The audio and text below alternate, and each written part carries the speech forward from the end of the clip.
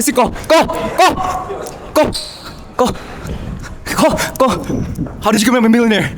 How did you become a millionaire, bro? Millionaire? Yeah. How do you know I'm a millionaire? Because you're Bobby. Fine. I was 29 years old and I became a millionaire. So what do you do for a living? I make videos on the internet. What videos specifically? Just like comedy skits with my dad. Nothing crazy, nothing informational, just comedy. Sir, what's the most amount of money you made in a single year? I can tell you in a month maybe. In a month? Why? Why in a month? Well, because the year's not over yet. I only started this like last year. So 7 billion rupiah in a month. 7 billion rupiah? Yeah, one month. Off of what? Brand deals, my burger shop. I have a spa now as well. And wow, you have a whole team, huh? Yeah, I have a burger shop. We're going to our burger. Let's check out his burger shop. The burger shop, content makes the most amount of money, and then the businesses make a lot of money, but content is number one, and you should focus on content. Just content? Just content. So like making content is really competitive. What's your best sales and negotiation technique? On the burger shop, actually, not content. Not on content. The burger shop's very simple. I think you just use the best ingredients. You're super transparent. You use truth. If you don't use the truth, it's like if you hide stuff and like it's not gonna bring you a lot of like you'll make money in the short term, but long term you won't be able to build any business because you have to make everything like it has to be the best. You believe in God, sir? I do believe in God. Why?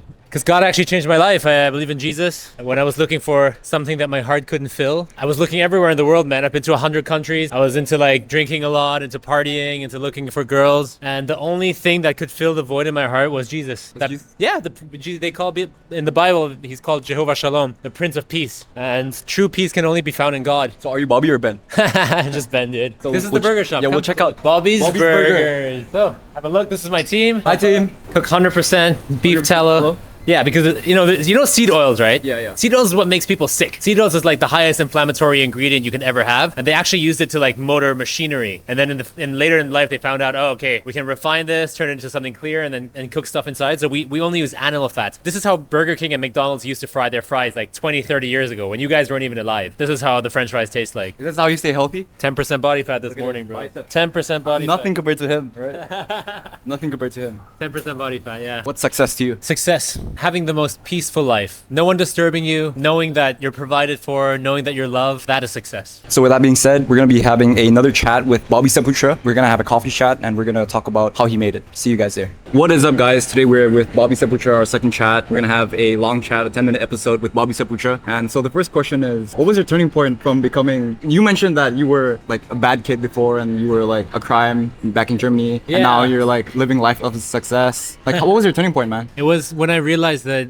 I cannot find purpose outside of myself. I can't find it. I was looking for in 100 countries, looking for that something that I needed in my heart, like to fill that void. And I had a big void in my heart, and I would look for it in alcohol. I looked for it in girls, and I couldn't find it anywhere. So eventually, God will find you, and He will tell you that only He can fill that void. So that sense of peace that everyone longs for, people try to find it with meditation. They try to find it in other religions, and it's just patches. It's just like a little plaster, and these plasters eventually get off. Only God can fill the void that's in your heart, that longing that everyone desires, that sense of peace. So 2 years ago, I had to eliminate everything in the pursuit of truth. And I told God, I'm willing to let go of everything for the truth. I asked the Holy Spirit, guide me, show me what the truth is. And Jesus says He is the way, He is the truth and the life. That's a truth claim. That means if Jesus says He is the way, the truth, and the life, everything else is false. So you follow your life with Jesus. My life belongs to Jesus. I didn't want to live anymore, bro. I was like at the point where nothing could satisfy my soul, my cravings, and I gave my life to Jesus. And suddenly, without me trying, without me deserving it, with the heaviest amount of grace and mercy, I became successful. Sir, what was the worst life advice you've ever gotten? You can do it yourself. Did you have a team? I don't have a team. I do everything myself. How did you make it though? With the help of God. So people say, you are so strong in yourself, believe in yourself, trust in yourself. If I did that, I'd probably be dead because I can't trust myself. I can't trust myself in doing the right thing. I can't trust myself in building a business. I don't know how to build anything. With God, He will put the right people in your place. He will put the right people in your path, and you will build things together. Sir, I know that you post every single day. Why is that so? Consistency beats everything. You can be as successful, as handsome, as comedic, and as beautiful as you can. But if there's someone who's consistent, he will beat you in the long run. You can be, man, if you're Kylie Jenner and you don't post every day, right? Like, you won't reveal yourself too much. But if you're willing to put in the hard work every single day, because consistency is hard work, right?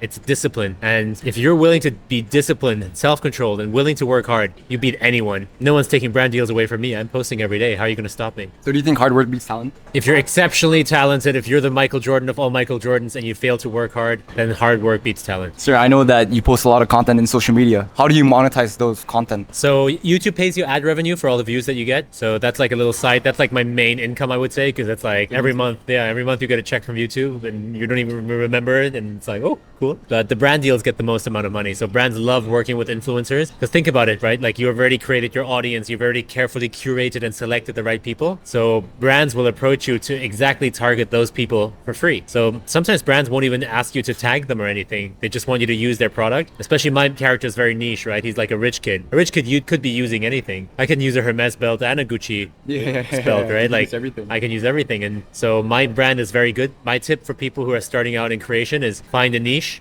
as possible that also fits your character and fits who you are. The more niche you are, the more money you make. Sure. Have you ever failed in business? I have. What business was Many times, yeah. So I tried everything. Before I turned my life to Jesus, I tried, social media creation for other people, consulting. I tried opening a couple of restaurants and I just tried everything. But if I didn't place it in God's hands, I lost it. But everything I did place in God's hands, I kept. I know that you have such a unique face. Does that play a factor in your content? I don't know, man. I don't know about my face. I never think about that, but no, I don't think it's face. I think it's faith. Faith? Wow. Faith. What are 3 actionable steps that someone new can do right now into Like someone who's unsuccessful yeah, right now? someone who's unsuccessful, who starts from zero with no money, with no job. What can they do? Get on your knees and pray. Ask God for guidance. The Holy Spirit can do magical and powerful things. The same Spirit that rose Jesus from the dead lives within you. Get on your knees. Ask the Holy Spirit for help. He will guide you. Step 1. Step 2, just start doing something, man. With that knowledge and with that empowerment from the Holy Spirit, build something. And step 3, just enjoy it, man. Like you can't do something that you don't enjoy. I beat everyone because I actually enjoy making content. I love it. I love making it every day. Doesn't feel like work. How are you gonna beat me? No one can beat me. So it's like passion. It's like play. Find something that feels like play to you that looks like work to everyone else. But people say that work is not about passion. It's more about working something you don't want to do. So what do you think of that? No, I don't think that's true at all. I think you can work on something that you enjoy, that it never feels like work. I can edit until 1 a.m. and I don't mind it. I love it. I love editing videos. I love creating videos. I love creating stories. I love creating little movies every day. It doesn't feel like work. Why would it be work? If there's nothing else that you like to do, then everything will feel like work. But find something that you love to do. People will tell you can't make money out of your passion. That's totally not true. You find something you're passionate about and you hope everyone else gets hooked on it, either with content or with the same fire that you enjoy. Sir, I know you have so much followers, you have so much fame, and you have so much money now, and you're so successful. How do you stay humble, sir? What's the secret to staying humble? My success does not belong to me. It belongs to God. Everything I do through Him. Everything that I was given through Him. I'm generous because of He is generous with me. I'm successful because He's successful. I didn't want to live at some point in my life. I gave away my life. I gave it up. I gave it to Jesus. So everything that happens now belongs to Him. Did you have a mentor, sir? I do. Who was your mentor? I have a guy. So in the Bible, according to the Bible, you need 3 friends. You need a Timothy, someone that you guide, someone that you mentor. Timothy Ronald? Not Timothy Ronald.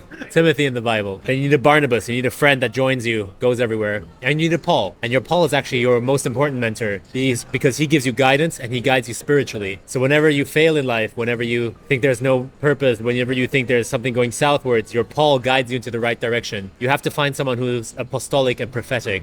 Someone who can prophesy over your life, someone who prays protection over your life, someone who takes care of your life. I'm unharmed all the time. I do the rowdiest things. I never get in trouble. And that's because I have someone who prays for me every single day and someone who guides me into the right path. And the right path leads towards God. You need a Paul. Who's your Paul? He's always there for me. There you go. You pray for him? Yeah. And my Timothy's him too. There you go. We got the right people here. There you go. Sir, what's your net worth? I don't know. I have a spa, burger shop, gym, for content. I wouldn't really know how to measure it. Like 1 billion? 1 billion what? Dollar. Definitely not $1 billion. I don't really know. I don't think Bobby really care. Saputra, you're like $10 million. I'm not too ambitious or thoughtful about money. I think money is good. Jesus says multiply it. But there is also a concern that love of money is actually the root of all evil. So I choose not to think about it too much. You don't have to think about money to make money. You don't have to think about money to make money. That's what all the billionaires say. You don't have to. You have Yeah. to think about what you truly love, what you desire. Build your business on hope and love. Sir, I know that you're really good at networking and building relationships with highly good entrepreneurs and some rich people. How do you do that, sir? How do you build those relationships? Don't build relationships on the basis of trying to build businesses together. Build relationships on friendship and on love. Jesus' greatest command is to love God, but his second command is to love one another. And I think if you start business with someone who has loads of money, but you hate them in the end, or it's difficult to work with them and it's difficult to love them, you cannot comply with one of Jesus' commands. So look, relationships are not commodities. Relationships are relationships. They're friendships. And I would never want to go into business with someone that's just a silent investor who doesn't want to contribute, who doesn't see vision. It's like people think kids and friendships are commodities, and I choose to believe the exact opposite. I choose to believe that relationships have to be built on love, and ultimately I want to be there for all the people around me. And I don't like that word network because it sounds so businessy. It's my community, it's my fellowship. I only work with people who want to go closer towards God. I pray for the people who don't, and that's how I choose to live my life. Do you believe in school, sir? I did not finish school, so I did not finish high school. And I think a lot of people, look man, if you don't know where you're going and you feel like school is for you and you can learn a little bit of something, go to school. If you are confident enough in your ability and you trust God, I don't think you need school. Very controversial take, but if you're creative minded, you definitely don't need school. If you're more business minded, definitely stick around, learn something, but it's not necessary. My last question, sir. So what's your last advice for the younger generation who's trying to become as successful and as charismatic as you? Success isn't everything. A joyful heart, a heart that surrenders and is full of peace, that is way bigger than success. Thank you so much, Bobby Saputra. I'll see you guys in the next episode.